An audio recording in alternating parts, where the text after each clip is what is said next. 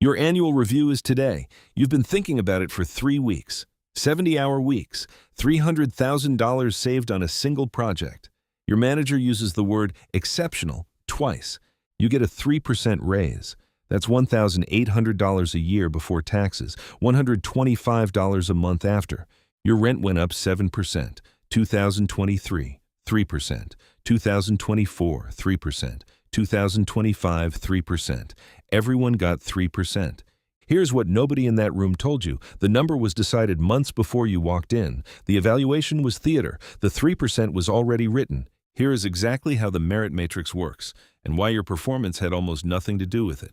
And later, I'll show you the exact phrase that bypasses the HR distribution model entirely. Your company decided its total raise budget in Q3 or Q4 of the previous year. Finance set the number. HR built the distribution model. Your manager inherited both. By the time your review was scheduled, a fixed pool of money had been allocated across every employee in your department.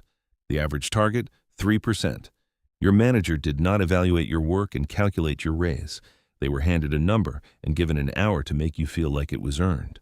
This is the merit matrix. It is not a measure of your value. It is a resource allocation formula that converts performance reviews into budget compliance documents. For 1 hour, you walked through every project, every outcome, every scope you absorbed without complaint. Your manager nodded and typed areas for growth in the comment field. The 3% was already on the page before you sat down. Here is what the meeting looked like from the other side of the table. Your manager arrived with your package already approved by finance. The hour was real. Their reaction to your work was genuine, but the math was fixed before they scheduled the room. Giving you 7% would have required a formal retention exception. VP sign-off, documented flight risk, 90-day review. The system makes exceptions difficult by design, not impossible. Difficult. Most managers don't file the exception. Most employees never know they could have triggered one. The second layer is the forced distribution. Your company operates under a quota, a fixed percentage of employees who can receive a top rating in any cycle. Standard practice across large organizations places that ceiling at 10%. Your team has 8 people. 10% of 8 is 0.8 of a person. One person receives the exceeds expectations designation. In practice, it goes to the employee with the most institutional tenure or the one HR flags as a flight risk, not the one who produced the highest output. The criteria are liability management and retention risk, not meritocracy. This structure exists for a specific institutional reason. If 100% of employees could receive top ratings, the company would have no defensible basis for differential compensation or for performance-based terminations. The forced bell curve is not a performance measurement tool. It is a legal and operational control mechanism. The remaining employees are distributed across the middle and bottom categories regardless of their actual output. If you delivered $300,000 in savings, but your slot falls in the 70% middle band, your raise is 3%. Your company has a document that describes the salary band for your role, minimum, midpoint, and maximum compensation. Many employees sit at the midpoint with no knowledge of how far they are from the top of their band. That document is classified as confidential. The policy is called salary discretion. The function is information asymmetry. The company knows your market value, you don't. The third layer is what staying actually costs. Marcus left the same company twice in 4 years. Each move, roughly 25% up. 4 years in, he earns $31,000 more than when he started. You stayed 6 years and collected 19% total. The gap between those two numbers is $14,400 a year. The inflation layer compounds the damage. Over the last 3 years, average annual inflation ran at 4.5%. Your raise averaged 3%. Each year, the gap between those two numbers reduced your real purchasing power. The raise was not a raise. It was a slower rate of loss than the year before. What Marcus understood that you weren't told: the company prices loyalty below market rate not because they undervalue your experience, but because they have no institutional incentive to reflect it. The market doesn't know you stayed. The merit matrix doesn't track it. The only party that benefits from your loyalty is the organization that receives your output at a price set 3 years ago. Your manager ran this math.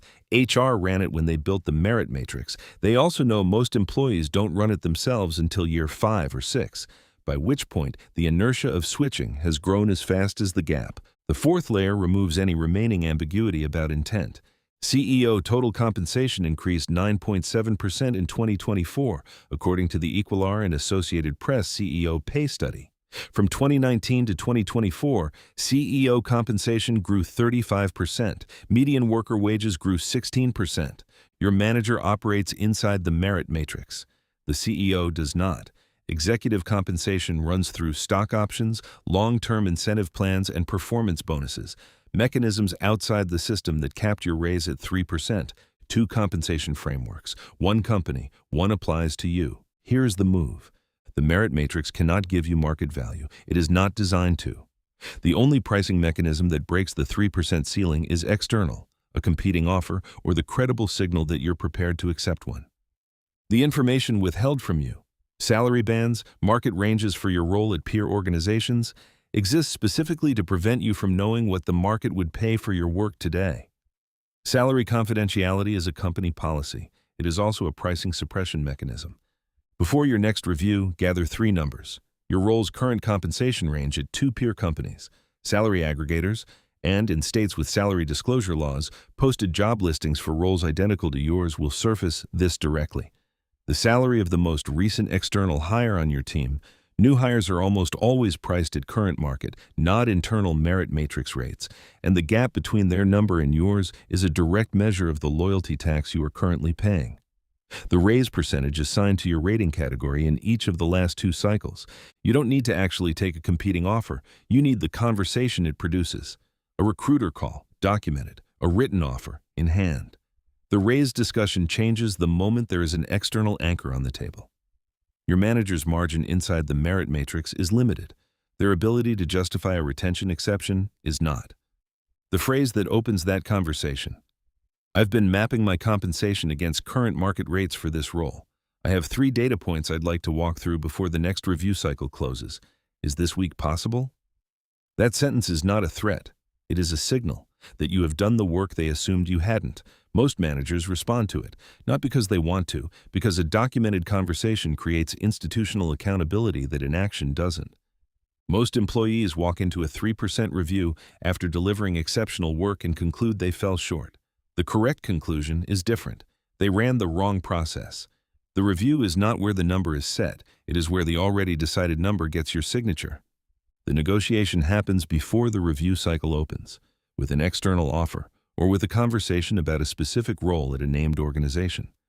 The company's response to that conversation is the actual market price for your work, not the matrix price. Your evaluation told you what HR decided months ago. The number they withheld is what the market would offer you tomorrow. The merit matrix is the floor, not the ceiling. The only question is who gets to set the actual number, and whether you let the company answer that question alone. If you want to understand why being indispensable at your job is the other trap, watch this next.